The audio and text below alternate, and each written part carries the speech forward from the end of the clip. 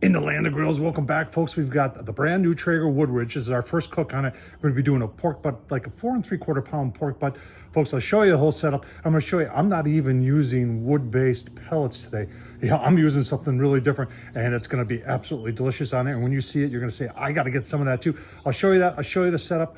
Let's go take a look at the pork butt, and then we'll show you the setup and get it on. Let's get started. All right, SmokinPecan.com. I'll leave the link down below. These are pecan shells that have been turned into pellets, and it is super sweet, folks. I tell you what, you just try a bag or a box of these and you'll be shocked as to how good it tastes. Now, I've got a little oak mixed in with mine just to make it go a little bit further, but I'll tell you what, the taste and the smell is phenomenal. Leave the link down below. Check them out, Smokin Pecan. All right, so there's the start of the show. We've got a little shy of 4 3/4 pounds of pork butt there. This burnt pit barbecue sweet heat is called Fire for Effect. Stuff's very good. Fellow Wisconsinite. I'll leave a link down below.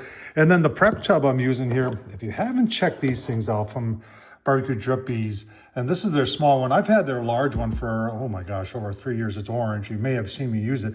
And these things work really good because you can season and you're not getting everything all over the place. The bottom also, the white part there also doubles as a cutting board. And when you're done, this whole thing collapses down like that. These things are perfect for around the house, are perfect for camping. I'll use it, I'll use it as a wash basin sometimes too. Works very good. So onto the grill we'll go. All right, guys, set 225 and 225 is what it is. Folks, if you want to watch, I'll leave the link down below the review video I did on this. I cover all the basics. I even talk about assembly because there's a fair amount of assembly with this grill, but everything did go together fine. Let's take a look at the setup with the pork butt on there. I can already smell. Yeah, you can see we already got some smoke coming from that Smokin Pecan. Now, I do have a water bottle out there. We'll spritz this maybe every hour and a half just to help with moisture and help with building the bark. And I just use water. Don't use anything else. If you're wondering, fat cap on a pork butt, I always do down. This thing was trimmed up pretty nice, so there was no need to trim anything off there. You see, I've got a water pan to catch all the grease with some water in it. That helps with moisture. We're just going to let this go. And what I typically do with a pork butt, a lot of people say you shouldn't wrap till it's a 165-ish internal. Sure, that's a good policy. If I'm at 4-hour period and I'm not still at the 165, I'll be wrapping at 4 hours. So we'll give you another look, see maybe an hour and a half, 2 hours into it, and just keep on watching to show you how it goes. All right, we're 2.5 hours into it, 225. Been smoking pretty good. I was trying to look on the app here to see if there's like a graph. Like on the RecTech, theirs has like, you can go to a graph and it'll show you the temps over the period of the cook, but it doesn't appear to be anything like that here on the Traeger. Let's take a look. Oh yeah, I got some really nice color on that pork butt. Keep on going here. Like I said, check temps at 4 hours, and based on how it looks, I'll most likely wrap at that point. All right, it did bump up to 250. At 4 hours, we weren't barely 140 internal.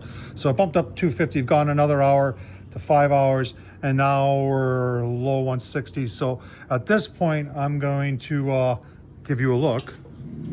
Look at that, nice looking color on there. We're gonna dump the water out of the grease tray there. I'm gonna put that in there with a little broth, and then put it back in covered with aluminum foil and bump things up to 325 and take it to an internal. I always use 205 as an internal for a gauge to pull pork, but we're going to do it till it's probe tender. So 205 is a gauge. Sometimes it takes 210, 212 to get up there, but 205 is what we'll look for, and from that point on, probe tender. 325, I just want to show you between the Traeger and the Smokin Pecan, still smoking even at 325. That's impressive. All right, 8 hours.